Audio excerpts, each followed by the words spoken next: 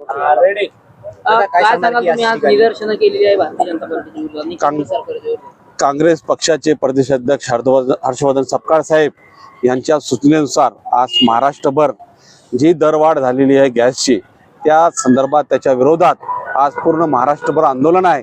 आणि त्याच संदर्भात आज जालना जिल्ह्यातर्फे इथं आम्ही शहर आणि जिल्ह्यातर्फे इथं आमचे सर्व पदाधिकारी वरिष्ठ आणि आमचे सर्व कार्यकर्ते इथं याची दरवाढ झालेली आहे याच्या विरोधात इथं आंदोलन करत आहेत। आणि आंदोलन झाल्यानंतर आम्ही माननीय जिल्हाधिकारी यांना सुद्धा एक निवेदन देणार आहे, कारण की जी वाढ आज जी महागाई आज आपण बघतो की ही महागाई जी या सरकार जेव्हापासून आलेले आहेत त्या वेळेपासून आजपर्यंत हे फक्त गॅसचाच भाव वाढलेला नाही, पण इतर सुद्धा प्रत्येक याच्यामध्ये वस्तूमध्ये जर वाढ झालेली आहे, तसंच यामध्ये आज आमचे जेवढे व्यावसायिक आहे त्यांनी व्यावसायिक गॅसची सुद्धा त्यांनी दरवाढ केलेली आहे आणि घरगुती गॅसची सुद्धा दरवाढ केलेली आहे।